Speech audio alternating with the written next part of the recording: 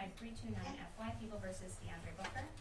Your Honor, Randall Kane appearing as arraignment attorney on behalf of DeAndre Booker. Mr. Booker, state your name for the court, please. DeAndre Booker. And thank you. Good morning, Your Honor. Steve Fox on behalf of the people. All right, and Detective Les Bratz, can you please go to the table next to Mr. Kane? Mr. Booker, did you talk to Mr. Kane today? Yes. Did he go over your rights with you? Yes. Did you understand all of those rights? Yes. Do you have any questions regarding your rights? No. All right, I'm going to enter a not guilty plea for purposes of arraignment. With regard to bond, we'll start with Mr. Kane. Your Honor, Mr. Booker is 32 years old. He's in custody on this charge. He states he is not employed. He lives at the same address. He also states he's not on probation or parole. I'd recommend a reasonable bond in this matter. All right, and Mr. Fox. Thank you. Good morning, Your Honor. Obviously, we're here on a 4-year felony for lying to a peace officer on a violent crime investigation. This is, of course, as Your Honor is aware, involving Ms. Elkins. And the court is to consider MCR 6.106F and MCL 765.6, a number of factors. I'm going to hit on a few if you don't mind. The first is the protection of the public. The underlying matter, although not the charge specifically, but the underlying matter obviously involves a crime of violence, potentially. We are still seeking Ms. Elkins. The defendant, we suspect and believe, may know where she is, and a concern is her safety if, God forbid, the worst has not happened yet.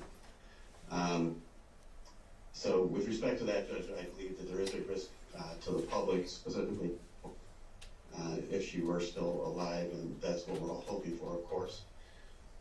The other is the defendant's risk of non-appearance and the likelihood of conviction. Likelihood of conviction, Judge, the defendant made several material factual misstatements to Detective Lasprance and recited those to the court during the course of the initial swear-to.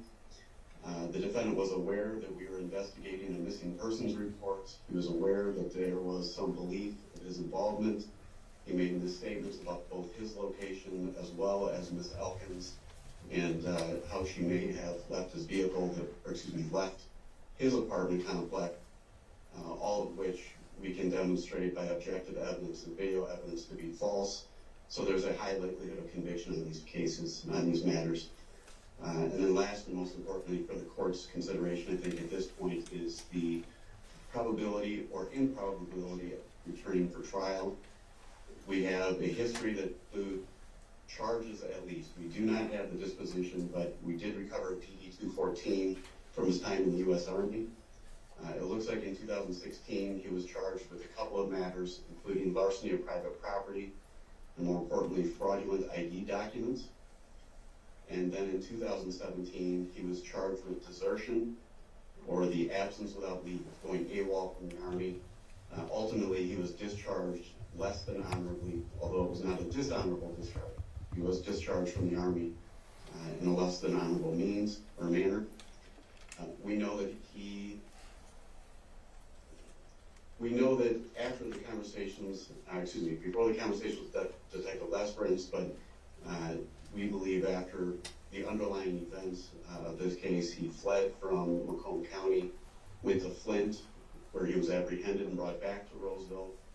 And we know that during that time, while he was in Flint, he accessed the internet to search for such things as fastest routes from Flint to Ohio, what to do on the run, is blood traceable, how to beat a polygraph, and deleting Google history. So Judge, I think by his own words and search history, by his prior conduct, and by what is frankly at stake in this particular matter, he's of significant risk of flight. With that, I would request a significant bond. I'm asking for a $500,000 cash surety bond, no 10%, and then a steel cuff GPS tether be attached should he make that bond. All right, Mr. King, anything further from you? Nothing further, Your Honor. Detective Lasprance, is there anything you wish to add? No, ma'am, not this time. Mr. Fox indicated there are many things the court has to look to with regard to setting bond and determining bond. This court looks most closely at the risk of harm to the public and the likelihood of the defendant's appearance in court.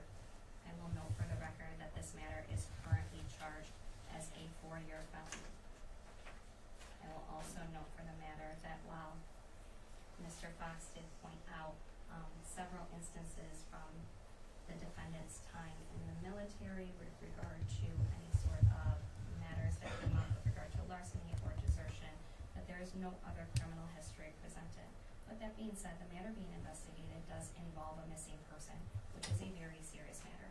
And the court takes very seriously that the allegations being made are that the defendant is lying to a police officer regarding material facts about a missing person at this time.